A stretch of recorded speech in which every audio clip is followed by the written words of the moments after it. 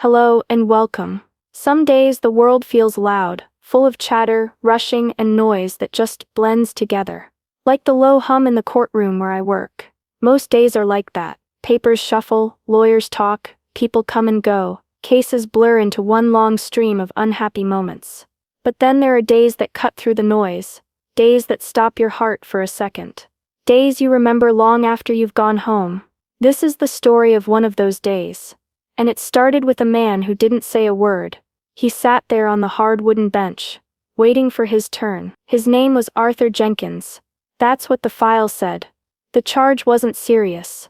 Loitering, maybe vagrancy, something small that usually gets handled quickly. A fine, maybe some community service. But Arthur wasn't like the others. He was older, maybe late 60s. Maybe more. It was hard to tell. Life had clearly been tough on him. His clothes were worn, clean but faded. His hands rested on his knees. Rough hands that looked like they'd seen a lot of hard work. And maybe a lot of hard times. But it was his eyes that got me. They were deep-set, tired eyes. But they held a stillness. A quiet strength. While everyone else fidgeted, whispered, or looked nervously at the judge, Arthur just sat, perfectly still. His gaze fixed somewhere far away. Not defiant, not scared. Just quiet. Deeply, profoundly quiet. Like a lake on a windless morning. I remember thinking he looked noble, somehow. Despite the worn clothes, despite the reason he was there. There was a dignity about him. A stillness that didn't belong in that noisy room. Judge Evelyn Reed entered the courtroom. She was known for being sharp, fair, but efficient. She didn't suffer fools gladly, but she had a reputation for listening. Really listening. She took her seat, adjusted her glasses, and glanced at the docket. Case after case was called. The usual arguments, the usual decisions. The courtroom hum returned. Then the bailiff called his name. Arthur Jenkins. Arthur stood up slowly. Not shaky, but deliberate. He walked to the defendant's table. He didn't look at the judge, he didn't look at anyone. He just stood there, shoulders slightly slumped, waiting. That profound silence seemed to follow him, creating a small pocket of quiet around him. The prosecutor read the charge quickly. It was indeed vagrancy. Found sleeping on a park bench near the war memorial. A repeat offense, apparently. The prosecutor suggested a steeper fine this time. Maybe mandatory shelter placement. Judge Reed looked down at the file in front of her. Then she looked up at Arthur. Her expression was neutral, professional. Just another case. Just another name. She cleared her throat. Mr. Jenkins. Arthur didn't respond immediately. He just blinked slowly, as if coming back from that faraway place his mind had drifted to. He gave a small, barely perceptible nod. Mr. Jenkins. Judge Reed repeated, her voice calm but firm. The prosecutor alleges you were found sleeping in Wilson Park. Is this correct? Silence. Arthur didn't speak. He didn't nod or shake his head. He just stood there, looking down at the table now. It wasn't disrespectful silence. It felt heavy, weighted down by things unspoken. The prosecutor sighed impatiently. Your Honor, Mr. Jenkins has a history of non-compliance. Judge Reed held up a hand, cutting the prosecutor off gently. Her eyes were still on Arthur, but something had shifted. A slight frown creased her brow. She looked down at the file again, lingered on his name. Arthur Jenkins. She looked back up at him. Her gaze more searching now. Mr. Jenkins, she began again, her voice a little softer this time. Your file lists your previous address as well. It seems you haven't had a stable address for some time. Still, Arthur said nothing. It was starting to get uncomfortable. People were shifting in their seats. Even the prosecutor looked a bit uneasy. Was he unwell? Was he refusing to cooperate? Judge Reed leaned forward slightly. Mr. Jenkins. Arthur Jenkins. That name. She paused, tapping the file thoughtfully. Do you have any family in the area? He finally looked up. Just a quick glance towards the judge, then back down. He gave a small, almost imperceptible shake of his head. No. The judge continued, almost as if thinking aloud now. Arthur Jenkins. Did you ever serve in the military, Mr. Jenkins? Now Arthur's head came up properly. His tired eyes met the judge's across the courtroom. There was a flicker in them. Surprise? Recognition? I couldn't tell, but he stood a little straighter, and after a long moment he spoke. His voice was rough, quiet, like it hadn't been used much lately. Yes, Your Honor, I served. Judge Reed nodded slowly. Which branch? Army, Your Honor. And where? Where did you serve, Mr. Jenkins? Arthur hesitated. His gaze drifted away again, towards the high courtroom windows. Different places, Your Honor. Vietnam. A hush fell over the courtroom. Vietnam. That single word hung in the air, heavy with history, sacrifice, and often pain. Suddenly the worn clothes, the tired eyes, the deep silence. It all seemed to make a different kind of sense. He wasn't just a vagrant, he was a veteran, a combat veteran. Judge Reed's expression changed completely. The professional mask slipped. Something personal flickered in her eyes. She looked intently at Arthur, not like a judge looking at a defendant, but like she was searching for something. Arthur Jenkins, she repeated, her voice barely above a whisper now. Were you ever stationed near Da Nang? Around 1971. Arthur's brow furrowed. He seemed confused by the specific question. Yes, Your Honor, for a time. Why? Judge Reed didn't answer his question. Instead, she closed her eyes for a moment. When she opened them again, they seemed misty. She took a deep breath. The entire courtroom was holding its breath with her. You could have heard a pin drop. What was happening? Your Honor, the prosecutor prompted tentatively. Judge Reed ignored him. Her eyes were locked on Arthur Jenkins. Mr. Jenkins, she said, her voice thick with emotion now. 20 years ago. No longer now. Almost 30 years ago, something happened. Something that changed my life forever. Everyone leaned forward. This was not standard courtroom procedure. I was much younger, she continued, her voice trembling slightly. My son. My little boy David.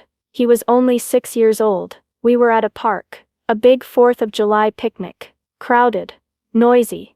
She paused, swallowing hard. David wandered off. Just for a second. I looked away, talking to someone. And when I looked back, he was gone. Her voice cracked. The panic. I can't describe it. Screaming his name. Searching everywhere. Minutes felt like hours. The police were called. Everyone was looking. But it was chaos.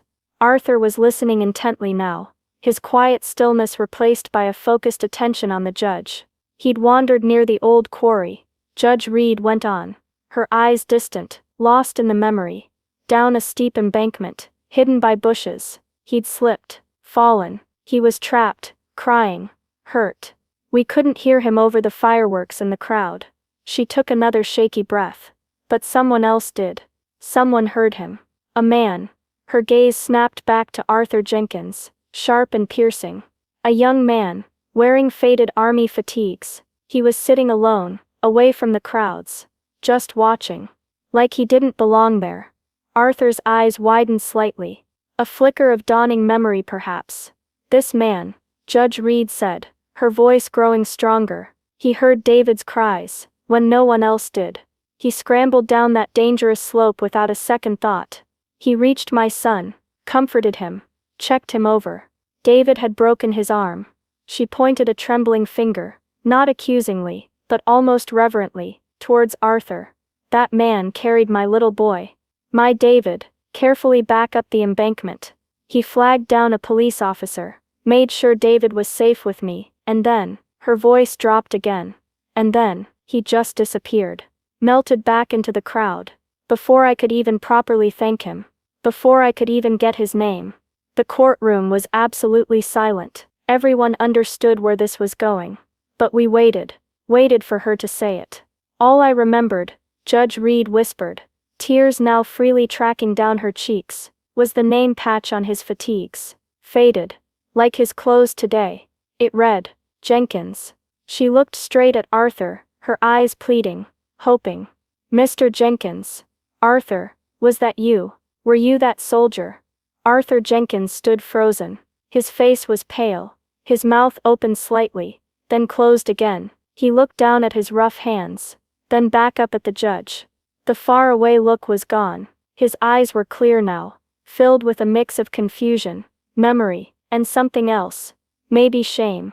Or just profound surprise? He swallowed hard.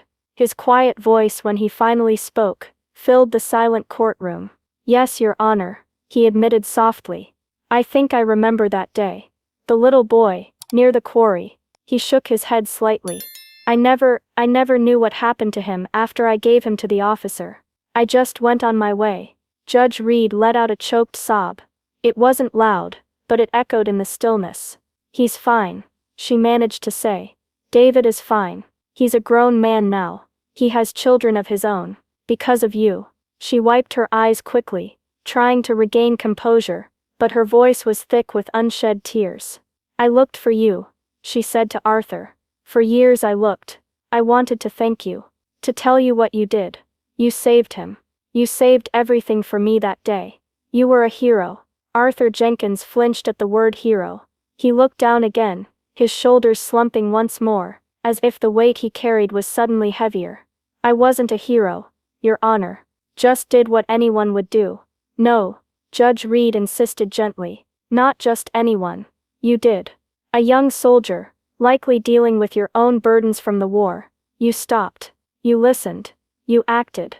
And then you walked away without wanting any thanks. She paused, looking around the courtroom. At the prosecutor. At me. At the stunned faces in the gallery.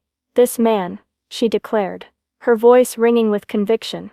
This veteran, Arthur Jenkins, stood before this court charged with vagrancy, sleeping on a park bench near the war memorial. She looked back at Arthur, her expression full of compassion now. But what this court didn't know, what I didn't know until this moment, is the debt we owe him. The debt I owe him. The prosecutor stood silently, his mouth slightly open. He didn't object. He couldn't. Judge Reed turned back to the file, but she didn't seem to be reading it.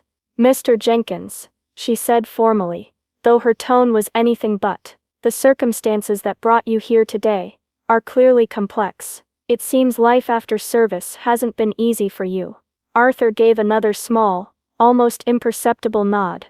The story was written on his face, in his weary posture. Sleeping in a park is a violation of city ordinance. Judge Reed continued, finding her professional footing again, but with a new layer of warmth. However, considering the circumstances, considering your service to this country, and considering, she hesitated, her voice catching again, considering a profound personal debt I can never truly repay. She took a breath. I am not dismissing the charge, but I am suspending the fine, indefinitely. She looked directly at Arthur. Instead, I am requesting that you meet with Mr. Henderson from the Veteran Affairs Outreach Program, immediately after this session. He's here in the courthouse today. She gestured towards a man sitting quietly in the back row, who nodded understandingly. Mr. Henderson's job is to help veterans like you, Judge Reed explained softly to Arthur, to help find housing, resources, support, the kind of support you earned, the kind of support you deserve. She leaned forward again, her voice dropping to a near whisper, but filled with fierce sincerity. Arthur, let us help you now, like you helped my son, like you helped me. Arthur Jenkins looked at Judge Evelyn Reed for a long moment. The deep silence was still around him, but it felt different now, not heavy, but thoughtful. Then for the first time since he'd entered the courtroom, a small hesitant smile touched his lips. It transformed his face, chasing away some of the weariness. He stood a little taller. Thank you, Your Honor, he said, his voice clearer now. Thank you. Judge Reed nodded, managing a watery smile back. The court is adjourned for a brief recess, she announced, banging her gavel softly. As she stood up, her eyes met Arthur's one last time. It wasn't a look between a judge and a defendant anymore. It was a look of profound gratitude, recognition, and shared humanity. As Arthur was led quietly out by the VA representative, a wave of emotion washed over the courtroom. People were murmuring, some wiping their eyes. I know I was. It was one of those moments that reminds you, everyone has a story, everyone carries unseen burdens, and sometimes, unseen heroism. You just never know when a simple name on a court docket might unlock a secret 30 years hidden, a secret that reminds us that even in the toughest times, acts of quiet kindness echo through the years. And sometimes, just sometimes, they come back when you need them most. That day, justice wasn't just about rules and fines. It was about recognition, about compassion, about connecting a forgotten hero with the help he needed.